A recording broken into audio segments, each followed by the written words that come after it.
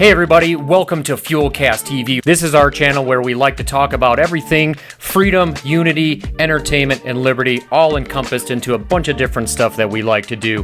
Podcasts, interviews, we do festivals, all kinds of stuff right here. You get exclusive content access, first reach to tickets, merchandise, all kinds of stuff, behind the scenes footage to our docu-series about the Iron Pig and the lawsuit and the shutdowns, all kinds of interesting stuff that you get exclusive access to by subscribing right now. Click that button below. We'll see you soon.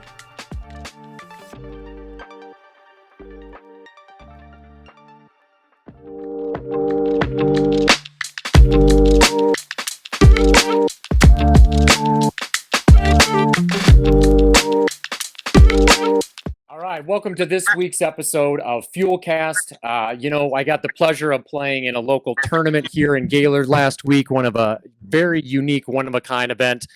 And it was fascinating to take part of. We were a semi-sponsor of the event.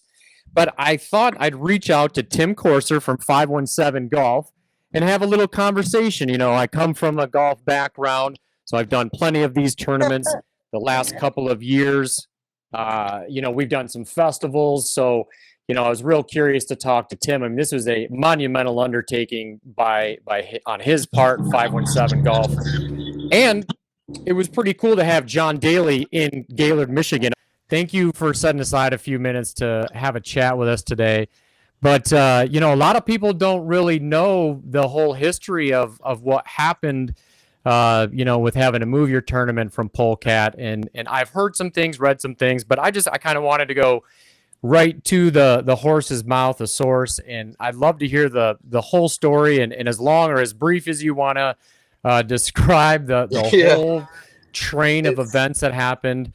But I will tell you, I played in the event last week. I had a great time. The 4 or 5 other golfers that I played with had a wonderful time. These things are never perfect. I can attest to that just from a golf tournament side, a festival side. You're combining the couple of the things, but I had a wonderful time. My entire group had a wonderful time. My wife and her friends had a wonderful time. So I know there are plenty of critics, and everybody can always say, oh, you should do this better, you should do that better. But thanks for taking the time, brother. And just let me hear it, man. I'm so curious as to, I know you've taken the last couple of days to recuperate, but this has been quite the undertaking, man. It wasn't so much physical down until the end, but it's been a massive mental undertaking. But when we put this thing on sale last November, we started talking about it like the first week, or actually more so in October. I went on a media trip down south, and that's how I met someone on that trip that put me in touch with John's people. And next thing you know, the first week of November, we were putting this together. The original plan was to have it at the Polecat, and we just did an event there that October, and everything was great. We even met on site. The owners and stuff met with us, and we were even talking about like bringing out bulldozers and removing trees and stuff like that, for people to attend. And, we were very honest about the cannabis aspect with everyone. It's not something we've hide. Like, we just did a cannabis event there with Afro Man in October of last year. So it's not anything that we don't tell anyone when we start working together. So we put the event on sale a few weeks later. We had all the paperwork and stuff done, and we put it on sale, and it sold out in like 3 days. In 3 days. And, next thing you know, it was just off to the races, where we were like, well, what a way to start a year before we start a year, and, ended up sending John all of his money and, making sure everything was good on that end. And sometime about like, I think first week of February, I get a weird call from one of the managers at Polecat, and they just left me a voicemail saying that it was probably a bad idea to host our event, and that's something that they weren't sure that they were, ready to stay committed to, and that we should probably find a new home for our event. So I don't know where that came from. It came out of nowhere. My guess is that the casino or somebody in high politics in that area convinced Dan and the staff to pull out of our event and not want to host that, and maybe make that cannabis battle that, like kind of like how we did in Gaylord. Which then, at that point, I'm thinking we need to move this event anyways. There's a lot that kind of happened in between. We actually had another event in March that we decided to book in Arizona with John, and I didn't really want to do it because I was just so committed to the one in August. I'm like, why would I? We have something good here. Why would we want to go, do something else, to cut all of our work in half? And so at that point, the dispensary that wanted to work with John just kept being extremely like, they were like, they just kept I guess what's the word I'm looking for? They were persistent. They just kept bugging me about it. And finally I just caved, and we ended up sending our offer over to John. John accepts. We send the paperwork to the dispensary that wanted to do this. And we signed our end with John. And mind you, like, I wasn't really thinking in an aspect of like, oh, I need to wait until they sign their, like, we were already in the middle of doing events with these people. They've already written $20,000 checks to me. And I just executed my end, on our end with John. And I thought that this would happen immediately on their end, like it did the previous couple times I've worked with them. And unfortunately it didn't happen that way. And they ended up like backing out of the event, making us liable for an additional large amount compared. And I was already in for a large amount anyways for these 2 days. Right. So I got on the phone with John's people, and mind you, I sent him $40,000 like 5 months before it was even due. And I got on the phone. I was like, guys, can you please have a little bit of mercy on us? Can we move this event? Like, this is what happened. These guys backed out on us. I've lost my vendor, or I've lost my venue. I've lost my main sponsor. Can we rebound and put this in another city?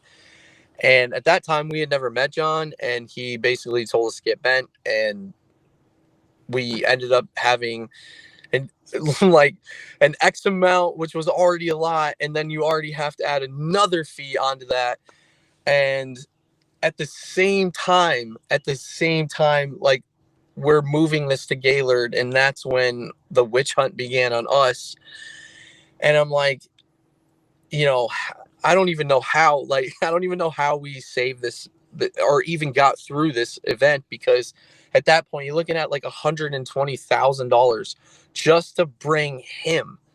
So, Right. and it wasn't supposed to be that much, right? So, and then when you lose a battle, when it seemingly looks so easy and like a community set up for what you're trying to do, and they tell you to go get lost, I just lost $100,000 in sponsorship money. So now I have all of this overhead that I have to cover, and no fucking plan whatsoever, and having to rebrand my festival, relocate it. And now I've got like 4 months to pull this thing off. So, I mean, I don't even, I don't know how we even really convinced the alcohol vendors to be a part of this, because in that world, if you're on the alcohol end, you don't want to be associated with cannabis brands, and if vice versa, right? So I've got like I've got all of these people that are already kind of in deep with the cannabis brand, because they kind of respect the fight that we're up against, and they're supporting us. So that's where like Exclusive and Loom, they all got behind us. And it was pretty cool to develop those relationships and how they've panned out. They were coming to the chamber meetings and everything. So with that, we found a way around. We lost the consumption battle. We lost the retail battle. So now I've got really no plan. So I'm sitting at home for like 2 days going, oh man, like we're so screwed. Like, so I was like, let's just contact these small breweries, these distilleries that might have, $500 to pay a table fee, and let's let's start calling them and let's see what response we get. And immediately they were like, oh, John Daly, like, this is what you're trying to do. And I've come from that background of, how to fluctuate of, like, the bar doesn't have to buy all the product because what you don't sell will be taken back, kind of thing. So that right there put us in the driver's seat, because people, I have to give thanks to Otsego, because without them allowing us to control the bar and what brands are being sold, I was dead. I was dead in the water. But with and I partner with those same brands, and so I know how difficult it is to be squeezing these companies, and they have marketing budgets and all of these things, and there's rules that you have to, with the Michigan Liquor Commission.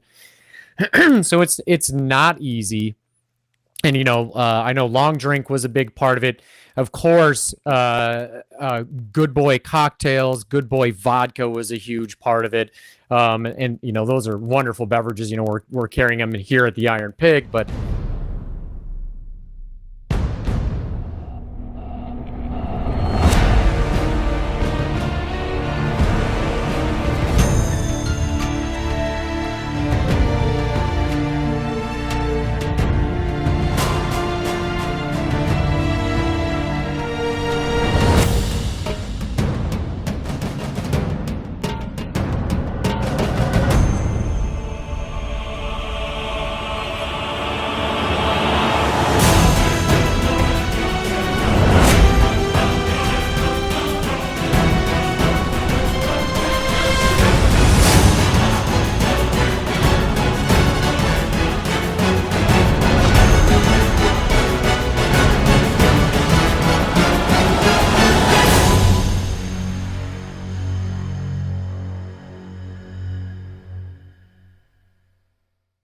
the original date for the first festival it never got changed, did it? It was always planned. No. Yeah, it's always been the same date. We just had to relocate it. Right on. And people ask me, like, why did you have to relocate it? And honestly, I just like everyone, I fight the universe when it tries to steer you in each direction you should be going into. And looking back at it now, I'm like, I understand why, because at the end I can't think of any other person in the state that I know that does events that can bring alcohol and these cannabis brands to get in the quantity that we did, right, together on the same grounds. There's a reason why, like, and at the beginning, maybe it's a reason we're getting our butts kicked financially this year. Nothing we can't fix. Money's money. It can be made and things can be fixed over time. Like, I'm not worried about that. But what I love and what I think that this thing could happen is, like, I don't even think we need to sell anymore. I think that our fight kind of ends here, because I had all of the brands on site come to me, even Loom, who was out technically on the golf course, and they also had a booth in the vendor village. When I was taking her back out for the second outing, she's like, we already contacted vendor or our corporate. This is the best non-consumption event we have ever been to. Like, we want to keep doing more. And that's what we kept hearing over and over and over again from the cannabis side of things. I know we did okay at the bar, and a lot of brands are happy and they got into the resort and all of that stuff. So I'm still waiting to hear more on that end, but exclusive, hell, they had 240, or I think they saw record 244 people through their door that day. Wow, that's awesome. So we don't need to sell. I mean, if we were able to give stuff away and gift it like we should have been, that's another story. But we don't. I think we have a perfect formula. Even if we moved it somewhere else, I wouldn't change it. I think we're in the dry. All of our our bigger sponsors, like Chicken Cock Whiskey, Long Drink, Good Boy, and Dark Horse, I know that they did very well. They had a great time. So I believe we're onto something great. And the biggest thing out of all of this, even though we took it like very bad financially and things are crazy right now and upside down, But John left happy, and the number one thing he said to me when we walked off the last green is he looked off the lift over there, like the hill on number 9, and he goes, "Next year we got to add music." So, and his agent controls 70% of the PGA players. So, and he left, and he was like, "I'll call you next week." And I told him I needed a job after that one. So I was like, I need a job for a while. I'm curious about the consumption aspect of it. So for me, I'm a liquor license holder. The way that Michigan law is set up right now is I cannot be licensed in the marijuana cannabis industry, whether as a manufacturer or retailer. I cannot hold 2 of those licenses, which I think is bullshit.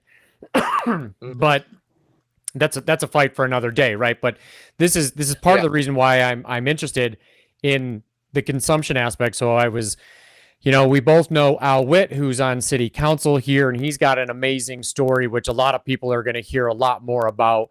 This is a guy that went from being put in jail for selling weed, quote unquote, illegally, to finding himself elected to our local city council for Gaylord and helping craft the ordinance that then allowed recreational sales of marijuana here inside the city limits. And then, therefore, you guys went, and I'm pretty sure I was actually at one of those meetings where they turned it down. But I don't really recall exactly what city council's reasoning for turning down the consumption, because it would have been like a special use permit, relatively, right? In my experience, being the one standing up and talking in front of them, it was multiple things that I feel like towards the end, I feel like it became very personal. They just didn't like us, and most of them voted because that's kind of what they've been pounded in their minds this whole time. Like, they're just refusing to think outside the box, I guess. But at the very beginning, it was more so like, we didn't make all these ordinances for just to come in and change them, which I understand in a way where, it's not, they were afraid also that if they opened the door for us, they would open the door for like 15, 20 other people coming to town going, I want a license. And I mean, and the thing is, it's not very often that someone just comes to your town and brings John Daly. Right. So, there's I get both sides of it. It's just, you got 10 dispensaries, we answered every rebuttal you gave us. And then it just got personal towards the end. One of the board members was literally saying that I called him a redneck on a video I did, and I didn't. It just got out of hand. And I think after seeing what we did and the police chief being behind us and the police being out there, and there's no problems at all. Unfortunately, sometimes when you're at a level, you just you shouldn't have to prove yourself, but then you have to prove yourself again. I'm not mad at it. It's just, I'm mad. I took it personal at first because I felt like it was personal from their end, from the very beginning, after we answered the first rebuttal. And then, are you serious? Another thing, and then another thing, and then another thing. Let's find out what the public thinks. And the public, there was 6 people that showed up, same ladies, and they just, and they just kept saying the community doesn't want you here. And then next thing you know, 2 months later, when we rebranded everything, and now I'm going in and filming at all these businesses, and I meet everyone else, I felt the exact opposite. I was leaving, going home, going, what the hell? We were walking in, getting free meals, and people were like, you're the golf guys. Thank you so much. It was completely the opposite of what it was painted in that room for us. And that's when it became I'm going to try to get in as much as I can with this community, because it's not who we are from, it was just, I don't know. It was really hard to swallow at the beginning, but then I met everyone in the, people from Pine Squirrel, Alpine Tavern, Crave Pizza.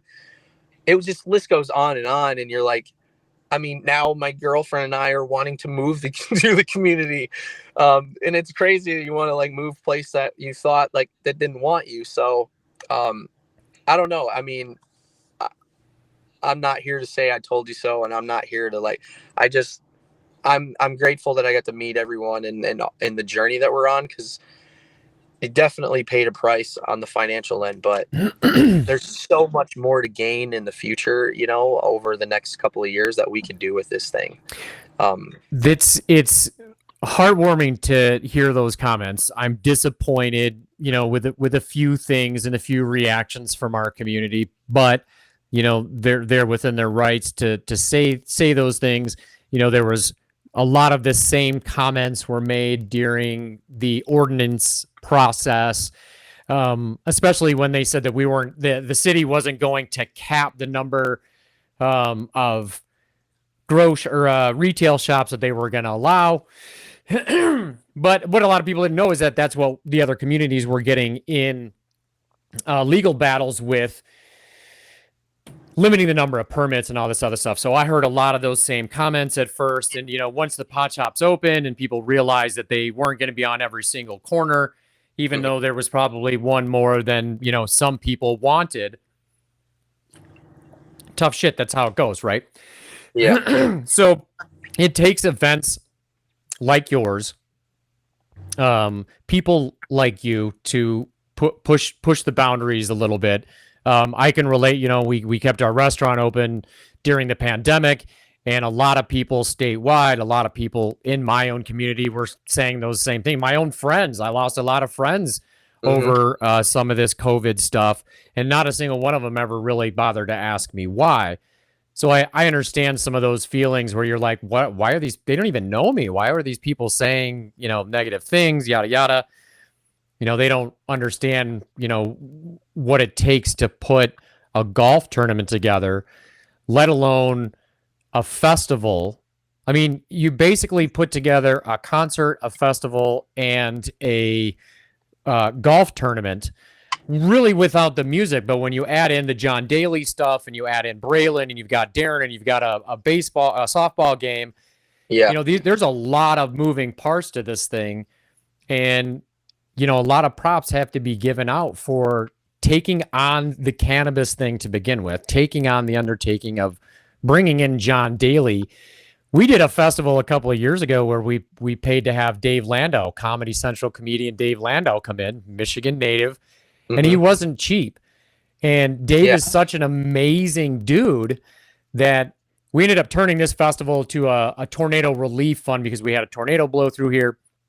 And he decided, I mean, he cut his fee way, way down in order for us to give more money to the charity. And it's getting together with people like that. We fostered that relationship to this day, and we're getting ready to put together another podcast with him in the next couple of weeks. And having those relationships, you know, with a John Daly, with a John Daly's agent, with Good Boy, all of those people exclusive, all the way down to, you know, silly people like me and the Iron Pig. You know, we love to be a part of these things that are on the forefront and pushing the envelope. And yeah, you're going to piss some people off, but that usually means you're doing the right thing. So, you know, I hope that, so let me ask you this question. You know, I have been a part of Otsego. Well, let me say first, I was a part of Hidden Valley Resort for a really, really long time. And inside Hidden Valley Resort was the Otsego Ski Club, which was private in the wintertime. And growing up here, I'm not originally from Gaylord or Michigan, but I graduated high school up here. So I was a snowboard instructor for the better part of almost 20 years on those ski slopes out there. And in the summertime, I was a bag boy, pro shop guy, all that stuff. So I know that property inside and out, various owners. I think the current ownership has got a great vision for the property. Again, these things are never perfect, especially when you're putting on, I mean, basically 3 tournaments in 2 days is really what you were attempting to put together. So they're never going to be perfect. Sign-in is never going to go as well as it's, you know, cart placards are, you know, score sheets are going to be messed up. I mean, these things are going to happen, but from what I am hearing, it was pretty well put together. Of course, again, all these small deals. Yeah, we didn't get a list of names until 7:30 this morning. Well, zippity doo dah. Yeah. There are worse things, It to was, have happen. it definitely, I underestimated the setup time and a lot. Yeah. I mean, we got there Friday night. I started staking and getting the signs and the banners up at like 9 o'clock Saturday morning. And we went till like 10:30 at night straight up. And I was like, I quit it like at dark, and I'm like, I'll just get up. We'll just get up early, and I'll have a bunch of time because I knew I was going to lose 95% of my staff at like 2:30 because everybody's going to the softball game until like 7. Right. And Sunday, I staked myself. I staked and bannered 9 in the morning until 2:30 in the morning, and then the first car to roll in for vendors was like 5:50. So I had to have my parking team in place by like 5:15 to make sure, So I had like a few hours of sleep, and then just the madness begins, and you're still trying to set up everything that you don't have set up. And of course, it's a new venture for Otsego as well. Yeah.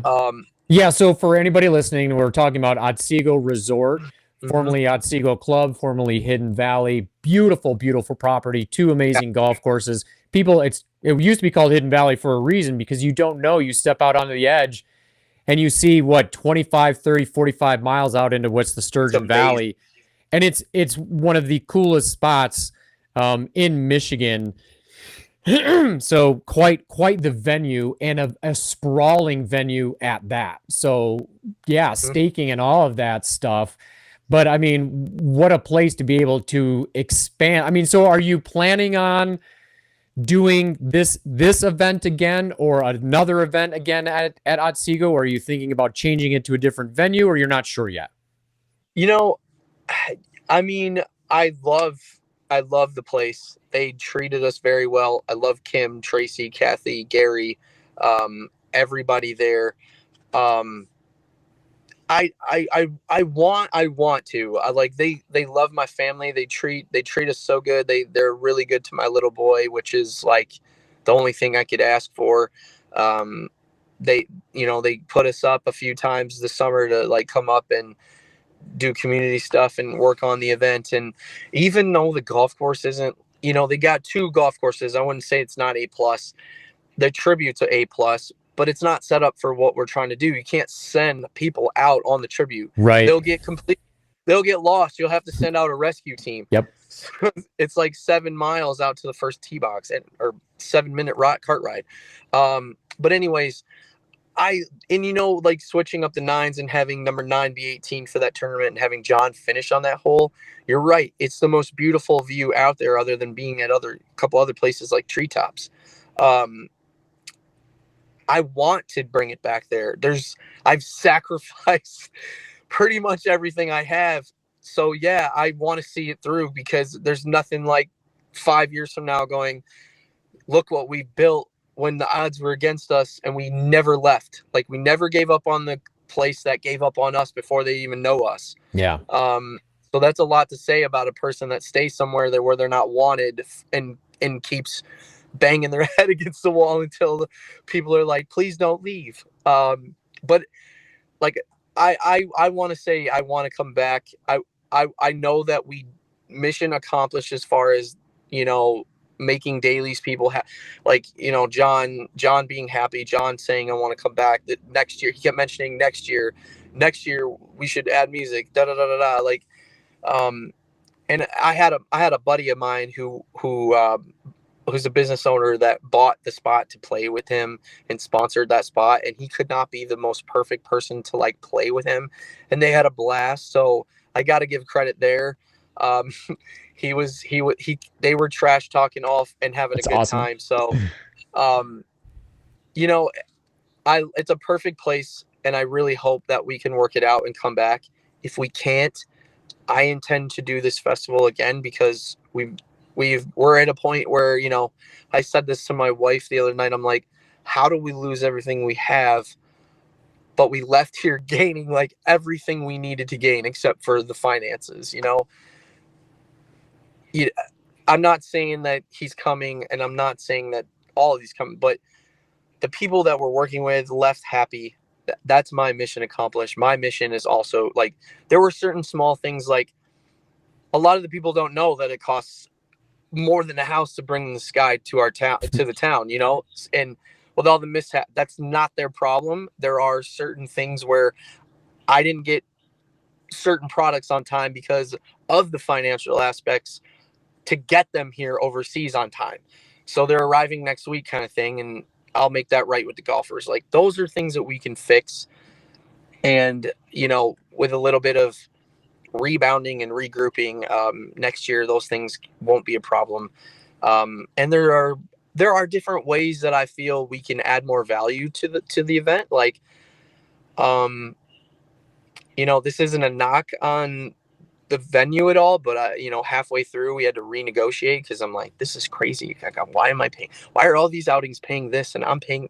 I feel like people see us as a massive dollar sign, but I'm not gonna lie, we're a fucking headache. Like, we don't come to your establishment quiet. Like, we come, we take over. Like, we request a lot, but guess what? Like, you're also doubling. Like, I know the venues we work with, they double their income when they work with us. So if you don't know that that's not going to come with extra problems, don't work with us. Right. So Right.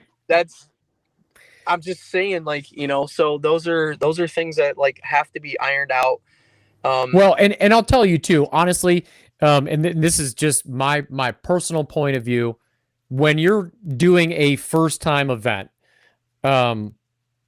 there shouldn't be a high expectation that as the promoter or really the host of the event that you're going to make money, right? So if the idea is to be doing an annual event or whatever it is, you want to at least prove your concept in your first year, right? And then make your talent happy. So either they're going to want to come back or you've got testimonial to bring in new talent next year. Same with the vendors. Vendors are going to be clamoring and clawing to be a part of this next event. Sponsors are going to be clamoring and clawing to be a part of this event. And what I will tell you is golf has not, so we're the golf mecca up here, right? You know this. People listening may not know this. Gaylord is what we call the Gaylord golf mecca. I say there's 30 courses and 30 miles of I-75 exit 282. And that's no stretch of the imagination. So these types of events should be happening right here. I don't care if we're not a metropolitan area. That's specifically the reason why they should be coming here. But I will tell you that I heard a lot of comparisons to the last time that our region, the golf mecca, was in any kind of news as it relates to professional golfers being in our area, was when Treetops used to do the par 3 shootout when they had all the famous names. I mean, Mickelson was even playing out here with Fazio and all those crazy guys who were, there were so many. And I think they did that 4 or 5 years, at least, something like that. And that was, at one point, it was even televised. So there is a market for doing these kind of events, regardless if it's cannabis related or not. To me, that is the wave of the future as far as recreational activities are concerned. And especially in our community where, for lack of a better word, our community has embraced the cannabis industry, and we can see the fruits of that already in Michigan. If we stay on the path that we're on now, the numbers are saying that Michigan's going to end up being the number 2 state by the end of the year. And that's with a terrible cannabis market right now. What retail pricing is down 40%, which is great for the consumer, but not some of these companies. That's why we need, I would like for them to be able to sell. Like, if what people don't understand is they think that the outside, before you want to take a next, you know what I mean? Like, they're going to buy product, they're going to take it home. Like, if I did this festival downstate, like 45 minutes above the border, I'd have 90% of my people coming from Indiana. Like, and even though we were like 4 or 5 hours upwards into Michigan compared to people in India, we had people come from Portland, North Carolina. This is important, dude. Mm-hmm. I don't mean to cut you off, but this is important. And I feel like, again, this is my personal point of view. I'm on social media a ton. Obviously, I do a podcast. I'm in the marketing realm, have been for a long time, even especially in the golf space. I did not see a lot of support from some of our, take for example, the Chamber of Commerce.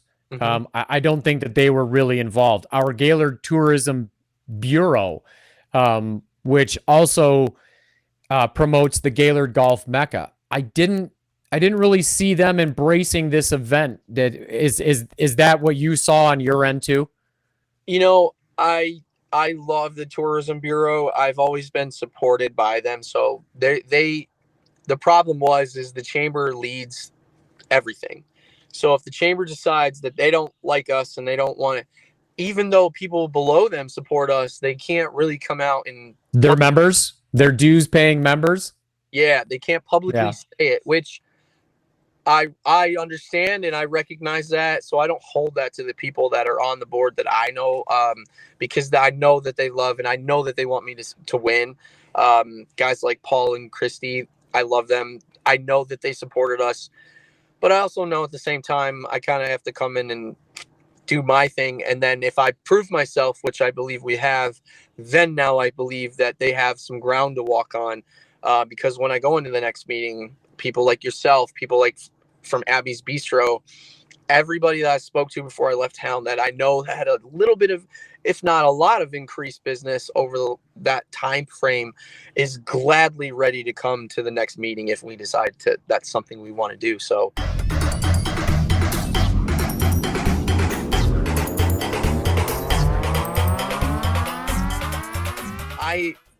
I was hoping to get more people involved in the community on the business end, and maybe honestly I think I got the main core. If we're being real, I got yourself, Big Buck, Rusty Pelican, White Birch Outfitters, and man, I feel like I'm missing one. I had Alpine Tavern and Crave Pizza donate a bunch of gift cards and stuff, and good people.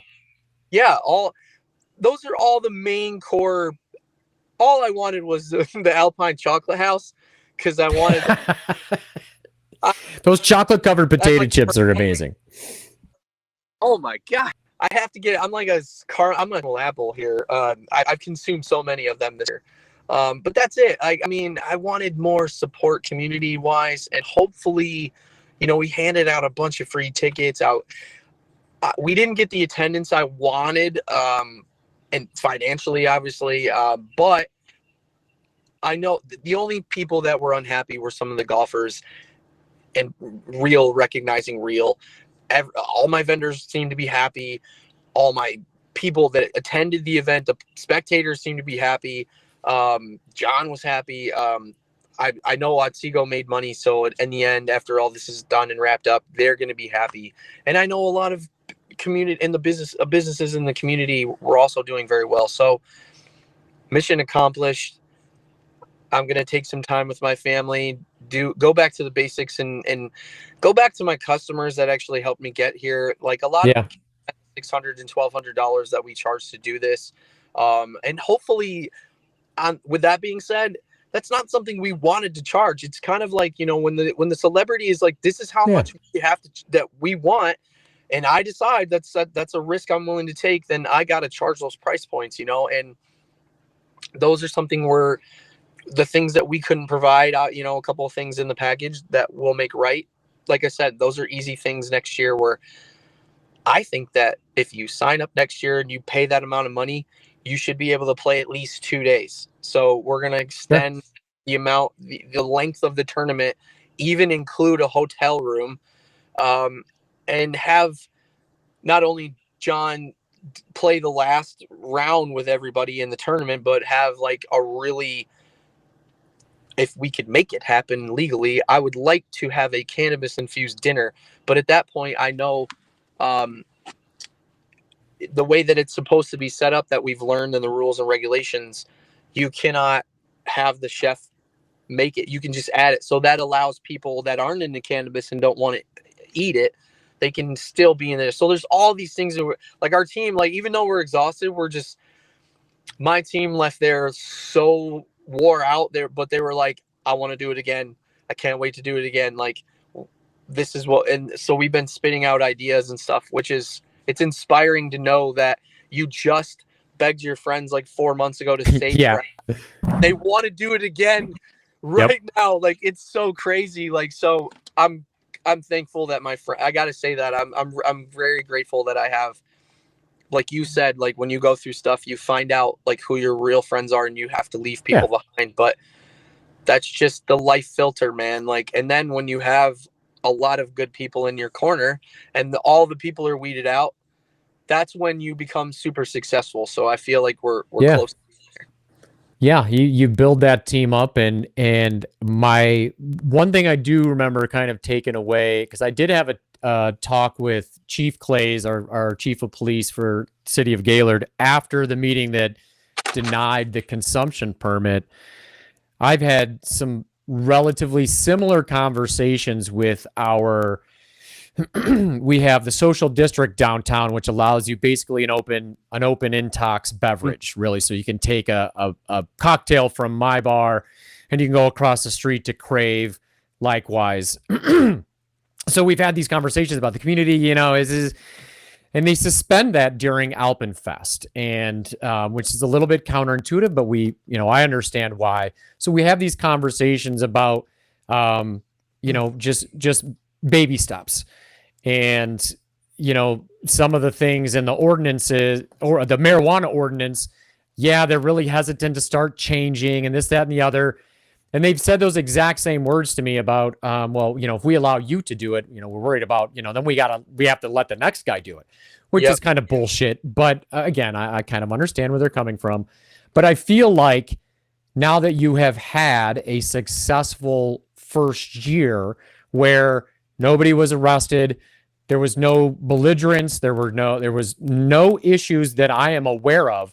I think maybe somebody was given a warning out on like number 6 or something silly like that. But usually there are not cops on the golf course. They were all really awesome. Of course, I know most of them from my trials and tribulations with the Liquor Commission and all this crap that I went through. But my point, I guess, is that you've set the standard, the tone, the baseline for doing this type of event. And now next time, maybe more vendors, more people will jump on board and be willing to promote this event a little bit more. And I'm certainly not suggesting that you didn't do a good enough job promoting it. I'm not saying that whatsoever. But I feel like there are a lot of influencers out there that can take advantage of what you guys were doing. Absolutely. I mean, it doesn't help. I mean, we get a lot of comments like, well, why would you ever want to do this on a Monday? I'm like, dude, it's not my choice. Like, John plays in tournaments. We have no idea if he's going to make a cut or not. Like, if I would have done that on a Saturday, I would have had 10,000 people out there with as many tickets handed out.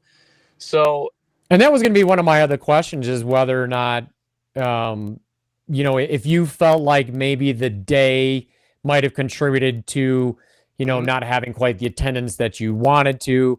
I mean, the golf was pretty much sold out. Is that right? Yeah. We had about 3,500 people come through the door as far as attendance wise. But I was expecting that we would clear 5,000 easy just because of the response.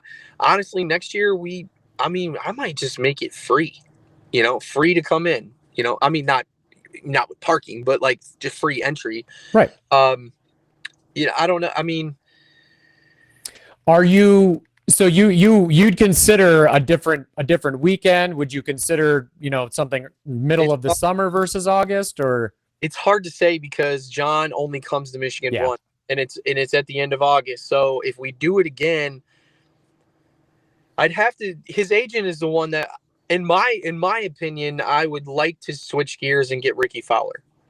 Oh, interesting. Same. Sure. management, same person that represents John. They have Ricky. And also because we have a relationship started with Chicken Cock Whiskey, they have a team, Kevin Kistner. So if I can somehow figure out a way to pull those three together in the same weekend, now I feel like we're talking about a real turnout.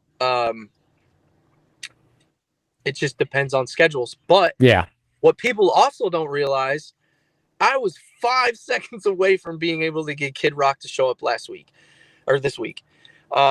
He couldn't. that'd be awesome. His team was responding to me. They were asking for details. I gave him everything. The only thing he couldn't make it because he had some studio time in Nashville. But if I get this out, like all the footage we got, we're going to put a mashup video together and we're going to send it to his people and just be like, but after we were done conversing about it, they were like, please keep us in mind for the next one that you're doing. So, John's really good friends with Kid Rock. Nice. I think that there's a lot of things that are on the table. Jeff Daniels was considering coming at one time, Sam Hunt, Dustin Lynch, Bert Kreischer. I spoke to everybody. The only reason why none of them came is because they were busy. So there's just a lot that could happen with this, and I really feel like we're in a great spot. And my girlfriend, my wife would tell me I'm fucking crazy because we're like like a shit ton of money. So, but I mean, you can't take it with you when you die, man. It's just right. Just the story. So we'll just, we'll have a corn nugget diet during the winter time, and we'll get back to work soon. I just got to I'm going to give her some family time, and then here about a month or so, we'll probably be back to work with this.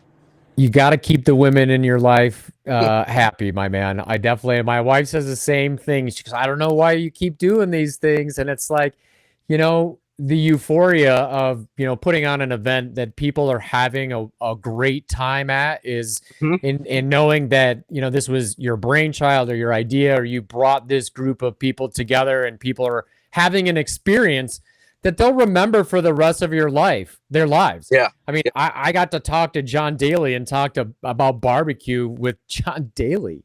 I mean, I've got pictures I've got video. I mean, that's something I can't put a price tag on that, man. So those experiential things are becoming more and more popular. And we're finding out that the younger generation are doing exactly what you just said. Instead of saving their money like prior generations, they're kind of YOLOing and just deciding, and I want to live this experience instead of saving that, $2,000 that it might have cost to come up and play golf and stay the night or do whatever it is. Yeah. They're doing that. So I think you're doing the right thing at the right time, and you're going to take some lumps, but that means you're doing the right damn thing. And, I don't want to sound condescending, but I'm proud of you, man. I think you got a hell of a good thing going.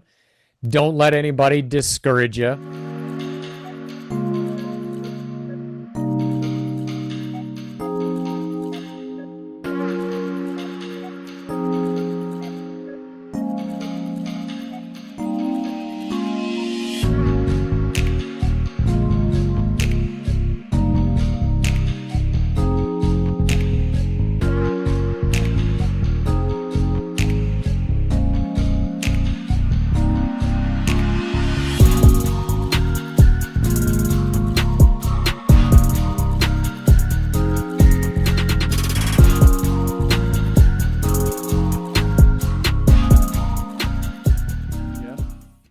I've got some great ideas for you for next year.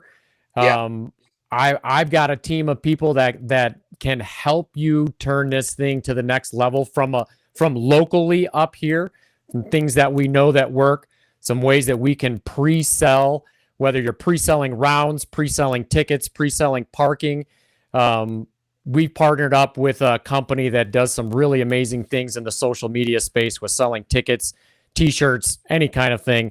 But let me know when you get something kind of even remotely close to being finalized or thought about or whatever. You need feedback. Let me know. Shoot me a text. I appreciate Timmy Buckets coming on the program today, my man. Thank you so much. Keep up the good work. Get some rest. And like I said, man, you need anything in the meantime, you got a crazy idea about how to do something anywhere in Michigan and in the region, brother, let me know. And I've got an amazing team of weirdos that can do some cool stuff. And when you have people that want to join in, you know you're doing something right. It might not be perfect, but it sounds like you've got a hell of a team started already. So congratulations. I appreciate you, man. And you've supported us from day one, and you take care of us every time we come to town, man. And my family can't thank you enough. And I will take you up on that offer, because this thing I believe is big. It's bigger than us, and it needs more people that believe in it and understand the vision and know where it could go. And it's definitely you and there's a few other people up there. And like I said, I can't wait to get through this time and regroup and start figuring out a way to come back to that area and capitalize on it, man. So I appreciate it, man. Thank you so much for taking some time out of your day. I can't thank you enough, man. Spending almost 48, 50 minutes here. You didn't have to do that, man. I really appreciate it. Thank you for everything. Spending some greenbacks up here in our little northern Michigan town. It's a big deal. It's what we live on up here. My crew appreciates everything that you guys have done, the effort that your team has put out. I know everybody that I talked to had a great time. My entire entourage and crew had a great time with everything. So keep it up. Let me know if you need anything. In the meantime, get some rest. Enjoy your downtime. And I'll talk to you soon, brother. I appreciate you, buddy. Love you. I'll talk to you. Thank you. See ya. See ya. All right, well, there you have it. There's Tim Corser from 517 Golf giving us a lowdown on the free chicken and beer festival that happened here in Gaylord just this last weekend with John Daly. We also had Darren McCarty from the Red Wings. If you don't know who Darren is, you better just click off right now. We also had Braylen Edwards from the University of Michigan. This dude's just an amazing athlete. So a great festival that was put on by 517 Golf. Just a fun time was had by all that I spoke to. A great nearly 3-day event that we hope will happen up here again. So greatly appreciate Tim for taking the time to come on Fuelcast TV. If you haven't already, hit the subscribe button. We're also on Locals. Go over there, donate $5 so we can put on things like this. Bring interesting guests on the program, different things that we like to do, and support freedom, unity, entertainment, and liberty. Thank you so much for tuning into this week's episode. We'll catch you guys soon. Thank you.